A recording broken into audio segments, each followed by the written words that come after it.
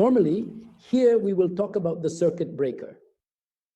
Tripping circuit, the circuit dedicated to the circuit breaker. Tripping, all right? This includes a detailed explanation of what a circuit breaker tripping circuit is and its importance in electrical systems, including how it functions to protect circuits from overloads and short circuits. Now, the idea is quite simple, really. How exactly does it work, you might wonder? You as an engineer have two important things. Let's illustrate this concept clearly for you. Here you have the LCC panel, all right, my dear friend. And over here, you have the protection panel. Are you like exactly referring to the panel? All right, great. So what happens? What happens is that you take the positive from the LCC panel and connect it to the protection panel, all right? Great.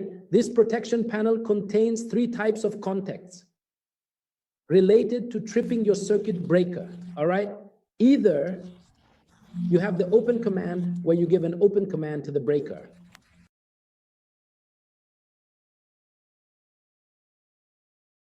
Command, and this is not necessarily in the protection. Where is it actually located? It's located here in the LCC, all right? So either you have a trip coming from 94 or you have a trip coming from 86, meaning either from the lockout relay or from the trip relay. Hello, hello, hello? And you have the breaker's trip coil. What does it look like? Here you have something called the trip coil of the breaker. Here is its negative, and here is the trip coil of the circuit breaker. All right, so now, regardless of the situation, if you gave me or if it happened, would you connect the positive to the trip coil if the breaker is already open? No, because that would burn the trip coil just like the cruising coil, as it cannot withstand the current for a long period. That's why we use contact 52A here, which is a normally open contact from the breaker. So when the breaker is closed, it closes, allowing you to trip the circuit breaker at that time. He said to you, now I want to bring supervision here to monitor the circuit. What about my circuit? I told him, you have no problem. He said, okay, here, apart from DC supervision, I don't want to monitor the circuit from above and below. I want to monitor the entire circuit, all the wires in it. How do I monitor them? He said, it's very simple. When you come here, you enter like this into a terminal block and go here to this contact, right? Great. If you go out like this and go here to the terminal block as well, it means that if this wire is cut, you won't see it because the positive is running from above, right or wrong? You said to me, right. That's why what I'm going to do is run this positive and enter it into the terminal block until I reach this contact. Then exit from the same side of the contact to another terminal block, connect it to the coil of the next contact, then exit like this and go here to this contact, then exit here and go to whom? To coil A. When I return from coil A, how will I return? You see all of these like this. Each one of them is doing this. You see, I will return from here to here, then from here to here, then from here to here, then from here. Where do I go? Now I am monitoring the circuit. See how it works. Look at coil A. See what's happening. The positive goes like this. It goes like this until it reaches the contact itself. Then it returns like this. Then until it reaches the contact itself, then it returns like this, then until it reaches the contact itself, then it goes to coil A. And from coil A, it returned like this until it reached the contact head itself.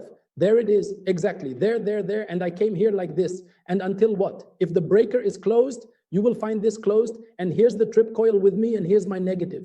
So now I'm no longer responsible for whether this contact closes or not. It's not up to me, but at least the wire path up to the contact head itself. Therefore, if there is a cut in any wire here in the upward direction or in the downward direction or here or in any place, or if this trip coil itself burns out, or if the negative gets cut, or if the positive gets cut, what will happen to this coil? It will be able to supervise all of this. That's why here, once we refer to this as trip circuit supervision. We don't say it's DC supervision. Rather, it monitors the entire circuit.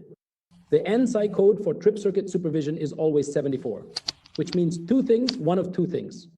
I'll tell you about it. I'll write it down for you. Let's summarize this circuit here. Come on. Let's summarize it. Here I go. This is a wire, a wire, a wire, a wire, up, to coil A.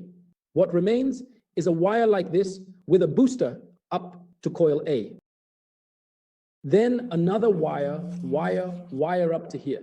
Consider this closed, meaning the breaker is closed, and it goes down to the trip coil. Here it is. And here is your negative, meaning overall it consists of coil A with the trip coil and both in series. I have brought coil A. What do I do with it? I brought coil A to monitor the circuit. So to monitor the circuit, what will you do? Well, to monitor the circuit, it should not cause any disturbance in the circuit. What does that mean, engineer? A little disturbance in the circuit now, engineer. If the voltage here between these two terminals is 125 volts DC, then the voltage that will be on this coil and that coil will be based on their resistance, acting as a voltage divider. Okay, now what do I want from coil A? I just want it to monitor for me. Now imagine if coil A has a voltage of, say, only 10 volts on it. In this case, you would have 115 volts here. Are these 115 volts enough to operate the trip coil or not? They are enough. I'm telling you from my experience that the trip coil operates from as low as 70 volts for a 125 volt DC system. I'm telling you, I applied 70 volts to it and it operates from as low as 65 volts as well. It really does work. All right, engineer, we need to pay attention to this point. Firstly, the coil must have high resistance to draw all the voltage to itself, leaving the remaining voltage here small. Now, someone might come and say, I have an idea to challenge you. I like people who challenge me. They might say, I'll make the voltage here 80 volts. So the voltage here is 45 volts. Engineer Rashad, this is not enough to operate the trip coil, right? He thought he had one saying, all right, this is 80, this is 45. So thankfully, the trip coil won't work. And indeed, the trip coil is not supposed to work. Why? Because the coil is supposed to be placed here in series, monitoring, not operating. So someone might ask, what will operate then? They might say, well, if you close this, or that due to the presence of a positive trip, when it comes like this, it's now shorted. Isn't it short-circuited now? So this is not present. The positive will jump directly to the trip coil and all 125 volts will go to the trip coil and the breaker will trip. All right, but what coil? As long as it is monitoring the circuit, it is not supposed to trip at all. It is only monitoring. Okay, great. The important thing is that you told me now, this is 80 volts, this is 45 volts. So this voltage is not sufficient to operate the trip coil. I'll tell you, oh great. But these 45 volts on the trip coil resistance will make it draw current, not necessarily the 6 or 10 amperes. It might make it draw 2 amperes. So imagine that this breaker is closed for 1, 2, or 3 years without opening, and you have no faults at all, and it continuously draws 2 amperes. Surely this trip coil will burn out. That's why the voltage that reaches the trip coil is important. Here, I'm telling you, I measured it myself, meaning during the tests we conduct, I ensure that the trip circuit supervision in my circuit delivers a voltage here from 5 to 10 volts at most, from 5 to 10 volts. So how is this done? Either the type you are using, like Siemens, for example, gives you something like 7, I don't know 7, what exactly, I can't remember the order number. The important thing is that it should be high impedance, or another type like the one you use, where you bring an external resistor that reaches 3,000 ohms. So you ensure that the voltage that reaches here in the end is what voltage? What voltage? So what is the purpose of this resistor? It creates an impact on what? On your circuit.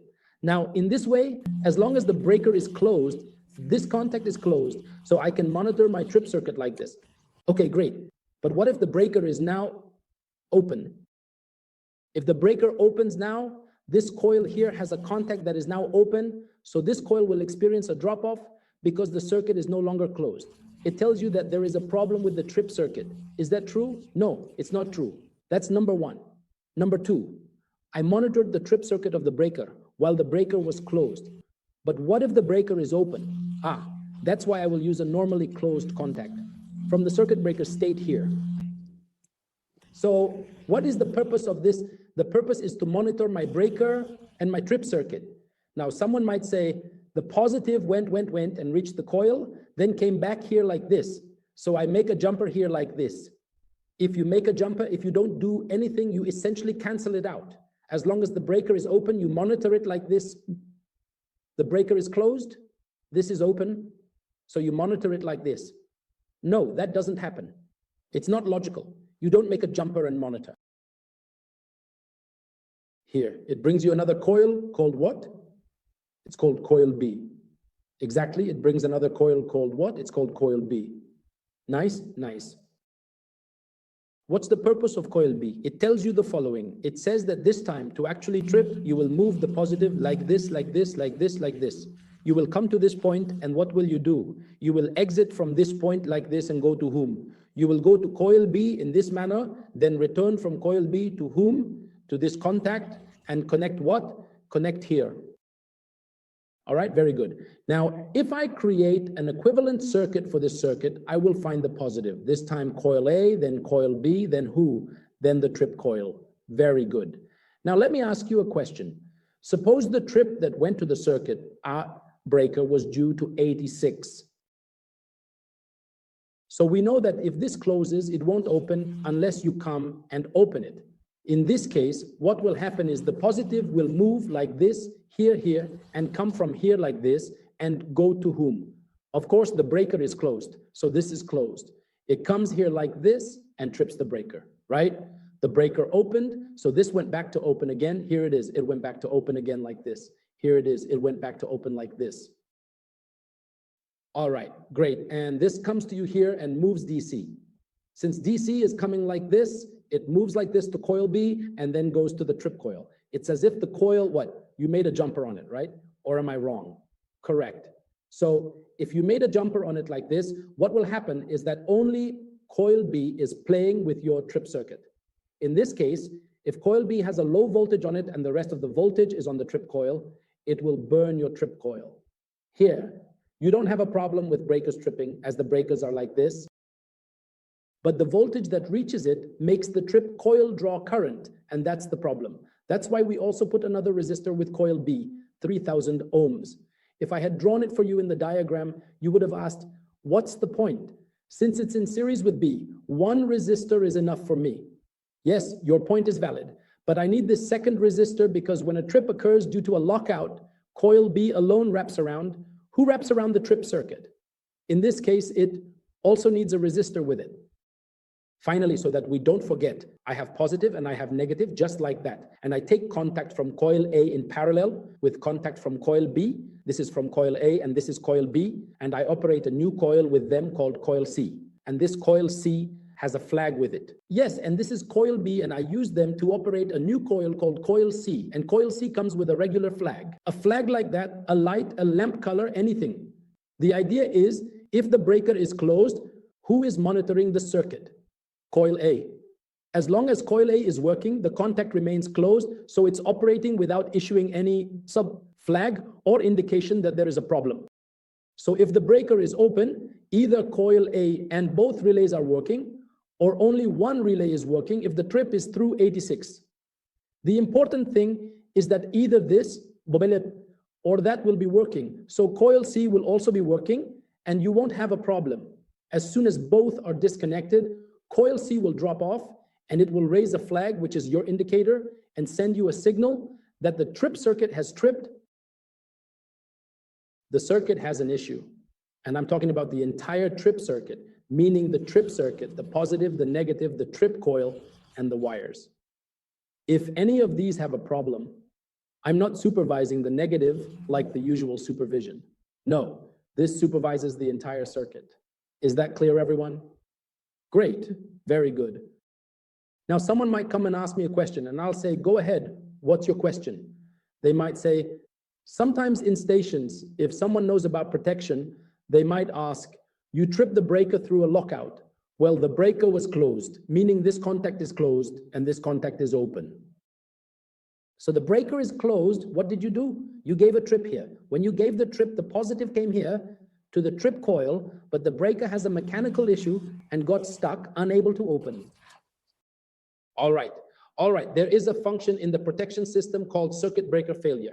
It is responsible for disconnecting the entire bus bar, meaning it attempts to retrip the breaker itself. And if the breaker doesn't open, it disconnects the entire bus bar to cut off the fault in any way possible, because the result of my breaker failing to open means it won't be able to clear the fault.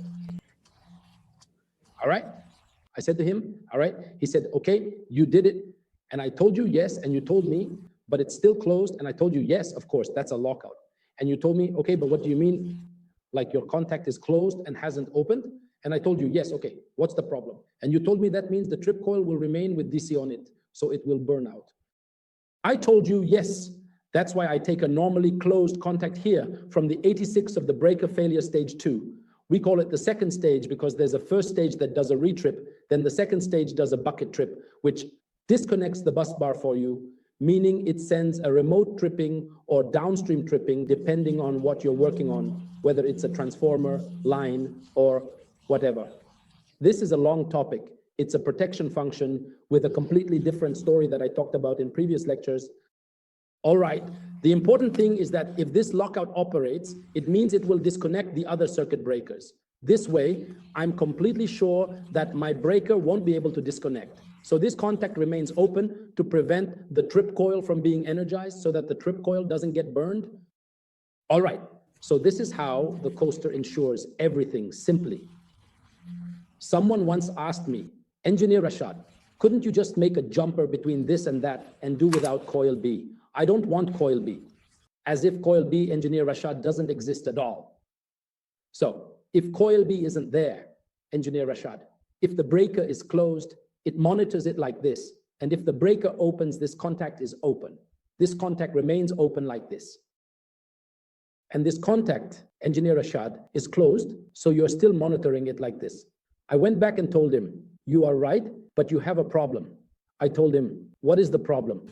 I said, the same thing I just mentioned to you now, that if a trip occurs due to a lockout and the breaker opens, this trip will still be present through the following contact. Here, the cost is very high, so it wasn't feasible to use this method. You might say, but what did coil B benefit me with? I'll tell you, coil B is not connected like this, and you don't have the jumper. So coil B is now connected like this.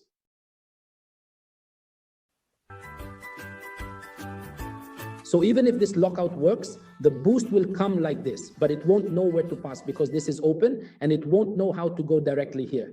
It must pass through coil B via a resistor as well, and therefore it will never reach inside the full voltage. This is to ensure that during a certain period, the coil is activated.